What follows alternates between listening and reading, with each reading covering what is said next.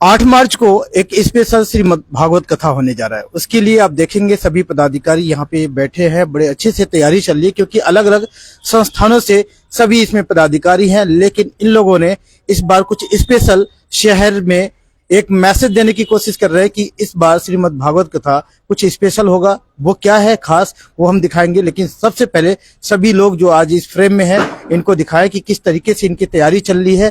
देखिए विजय लक्ष्मी मैडम जो वृंदा international school चलाते हैं, लेकिन इस धार्मिक काम में सभी लोगों की अपनी उपस्थिति और जो संस्थाएं इसमें हैं मैं एक बार वो भी दिखाते चलूं पूरे विस्तार से। ये आप देखेंगे ये जो श्रीमद् भागवत कथा होना है, संत श्री प्रहलाद जी महाराज रामकुटी वृंदावन वाले जो इसमें कथावाचक है और ये पूरी डिटेल है। तो इसमें सभी जो लोग उपस्थित है और इसमें जो संस्थाएं हैं जो ये आप देख पा रहेंगे, ये संस्थाएं मिलकर इस तरीके की जो श्रीमद् भागवत कथा आयोजित कर रहे हैं। तो इसके बारे में अब विस्तार से हम जानते हैं कि आखिर में अभी तो लगभग 1 महीने का टाइम है, लेकिन ऐसा क्या स्पेशल होने वाला है जो 1 महीने पहले ही उसके बारे में जिक्र किया जा रहा है, बात किया जा रहा है और सभी यहाँ पे लोग बैठे हैं। तो एक जो नाम दिया गया है कि इस बार स्पेशल श्रीमद् भागवत कथा होना है, क्या है स्पेशल जो हमारे दर्शक देखेंगे? जय श्री कृष्ण। तो 1 महीना नहीं, अगर 8 मार्च से, मतलब आज 1 मार्च है तो अगले 8 मार्च से अगले संडे से हमारी श्रीमद् भागवत कथा हम यहाँ कर रहे हैं।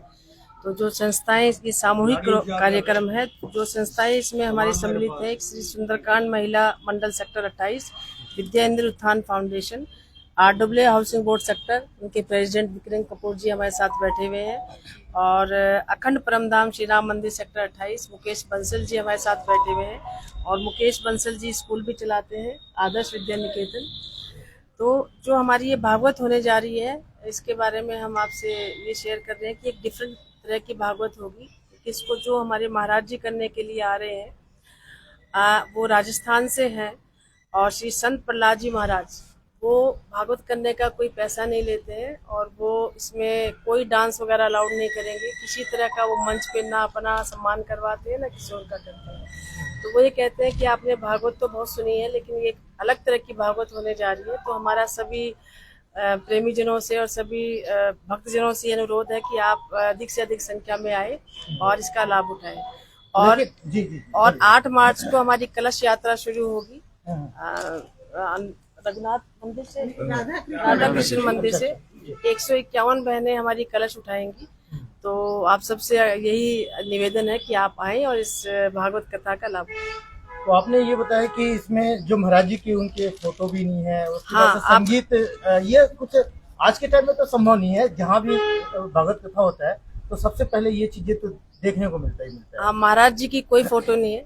अभी जब हम उनसे मिलने के लिए गए थे तो भी उन्होंने मना कर दिया। इवन जब कलश यात्रा चलेगी उसमें भी महाराज जी ने मना कर दिया कि मैं कलश यात्रा में नहीं चलूंगा। अच्छा। क्योंकि आप फोटोग्राफर को तो मना कर सकते हो, लेकिन जो भक्तजन उसमें चलेंगे सबके पास मोबाइल होगा, वो तो फोटो जरूर खींचेंगे। तो महाराज जी की ये स्पेशलिटी है कि ये बिल्कुल ही सिंपल और सरल है, मतलब कोई इनमें किसी तरह का दिखावा नहीं है। और ये कहते हैं कि भागवत अगर आप सुनने के लिए आ रहे हैं तो एक्चुअल में ही भागवत सुने और उसका लाभ उठाएं।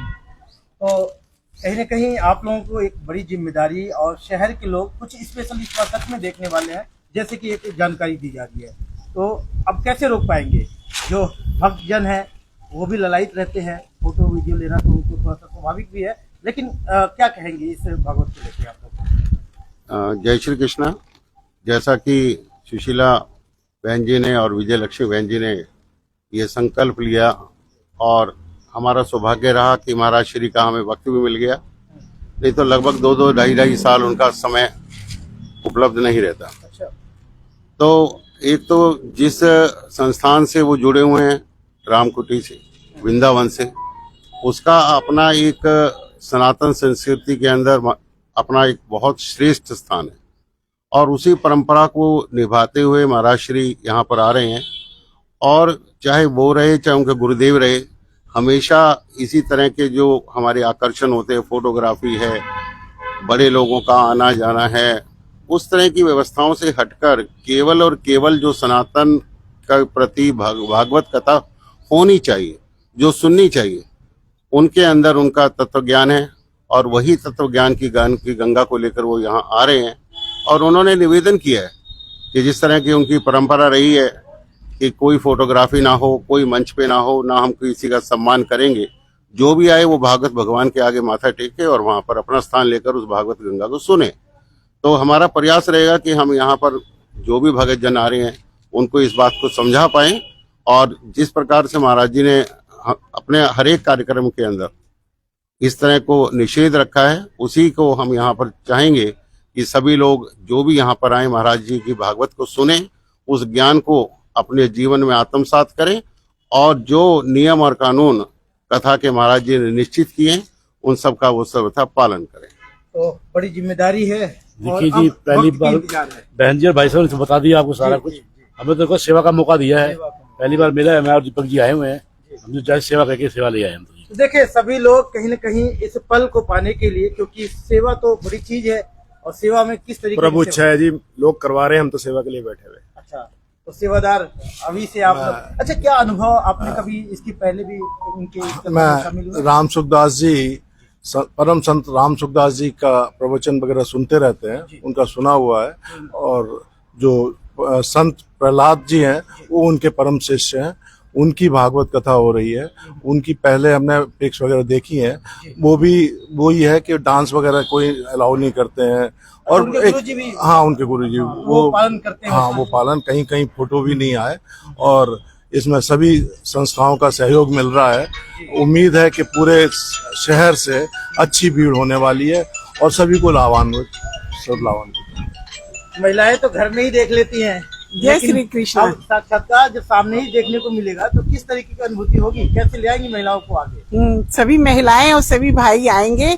मैं उनसे मिलने के लिए रतनगढ़ गई थी और उनकी भागवत सुनी थी। उनकी सुबह प्रभात फेरी होती है 5 बजे से 7 बजे तक, यही कम्युनिटी सेंटर में होगी। 5 बजे वो राम सुखदास जी की केसट चलाते हैं, फिर गीता जी का पाठ करवाते हैं, फिर प्रवचन करते हैं और उसके बाद वो प्रभात फेरी निकालते हैं, पैदल चलते हैं और वापस कम्युनिटी सेंटर में आके 2 मिनट का कीर्तन करके 7 बजे। वो टाइम की बहुत पंक्चुअल है, घड़ी और वो एक जैसे हैं। 5 बजे मतलब 5 बजे, ये नहीं हो कि 5 बजे बोल दें लोग 6 बजे आए, महात्मा जी 7 बजे आए। तो वो टाइम बोला एक आदमी भी रहेगा तो मैं प्रवचन करूंगा। अच्छा, तो ये टाइम के पंक्चुअल और ये चीजें कहीं न कहीं शहर में देखने को मिलेगा। क्या कहेंगे, किस तरीके से अपना एक्साइटमेंट किस तरीके से जाहिर करें आप? बहुत अच्छा हमारा प्रोग्राम चल रहा है और हम महिला मंडल की तरफ से सुंदरकांड का 35 साल से हम लोग चला रहे हैं। तो सब लोगों ने मिलके ये कलश यात्रा और प्रहलाद जी को बुलाया गया है, तो हम सब लोग उसमें सेवा कर रहे हैं और बड़ा चाह रहे हैं कि बहुत अच्छा ही सारा प्रोग्राम हो हमारा। जी, कुछ कह लीजिए आप भी, मौका है इसमें। हमारी जो ये कथा होगी उसमें हम लोग बहुत उत्साहित हैं कि ऐसे साधु इतने गुणी आदमी को हमें सुनने को मिलेगा।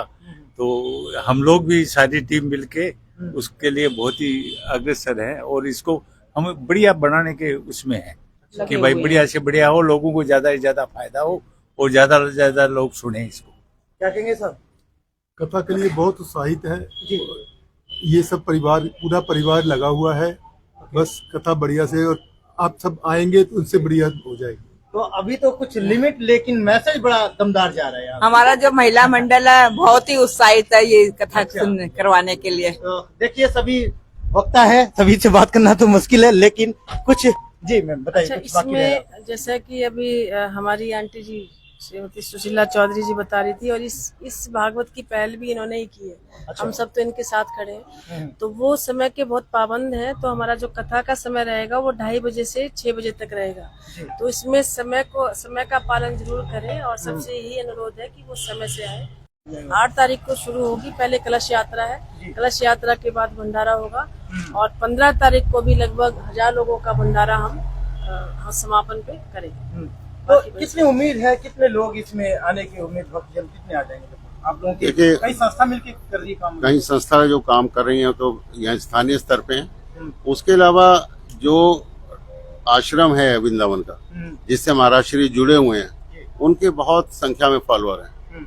तो हमारा सारा आपके माध्यम से भी अपील करना चाहेंगे कि जो भी उनके फॉलोअर हैं वहां तक वो यहाँ पहुंचे। महाराज श्री आना किस जगह ये भी जरूर, ये अपना कम्युनिटी सेंटर जिस स्थान पे हम बैठे हुए हैं इस समय, कम्युनिटी सेंटर सेक्टर 28, जो कि अपना सामने पंडाल यहीं लगे हो? हाँ, पंडाल यहीं लगेगा। रघुनाथ मंदिर है जो अपना विश्व हिंदू परिषद का भी जिला कार्यालय है, उसके बिल्कुल सामने कम्युनिटी सेंटर है सेक्टर 28 में, मार्केट के पास। इसके अंदर कार्यक्रम होगा। कार्यक्रम का समय ठीक 2:30 बजे से 6 बजे तक रहेगा। समय की बहुत पाबंदिता है। इस बात का सभी भगतजन जो यहाँ आए वो ध्यान रखें कि महाराज श्री और घड़ी वो अपने आप को एक समान मानते हैं। तो सभी से निवेदन है कि आए और इस दुर्लभ कथा को सुने और अपने जीवन को सफल बनाएं। मैं आपको एक बार लोकेशन दिखाऊं, देखें आप सामने देखेंगे यहाँ पे कार्यालय जो है विश्व हिंदू परिषद, उसके बाद से यहाँ पे श्री रघुनाथ मंदिर जो है आप सामने देख पा रहे होंगे। सेक्टर 28 की कम्युनिटी सेंटर भी बिल्कुल सामने है। आपको ये भी दिखाते चले ताकि आप 8 तारीख को जब यहाँ पे आए तो आपको कहीं भी दिक्कत ना हो। आप सामने देखिए, ये पूरी ये जो बिल्डिंग है, अच्छा कैंपस है, यहाँ पे बहुत अच्छा व्यवस्था भी होना है। और फिर से एक बार दिखाएं कि जो चारों संस्थाएं, लगभग और भी संस्थाएं हैं जो इनडायरेक्टली इसमें सपोर्ट कर रही है, लेकिन मुख्य रूप से जो यहाँ पे सहयोगी संस्थाएं हैं वो इसमें सुंदरकांड महिला मंडल सेक्टर 28, विद्या इंदर उत्थान फाउंडेशन, उसके बाद से RWA देखे सेक्टर 28, अखंड परम धाम श्री राम मंदिर सेक्टर 28। तो ये मुख्य रूप से संस्थाएं इसमें शामिल हैं जो अभी उनके पदाधिकारी मौके पे मौजूद हैं। और बाकी इससे संबंधित जो भी जानकारी होगी तो हम फिर से आपके साथ लाइव जुड़ेंगे। इस वीडियो को शेयर करें, ज्यादा से ज्यादा पुण्य के भागी बने और इस वीडियो को शेयर करके अपने जो प्रतिक्रिया है वो जरूर दें। सभी आज पदाधिकारी बैठकर ये डिटेल जो साझा किया है, तो इसमें कुछ अगर आपको लगता है कि इसमें और कुछ ऐड ऑन करना है तो आप हमें जरूर कमेंट करके बताएं।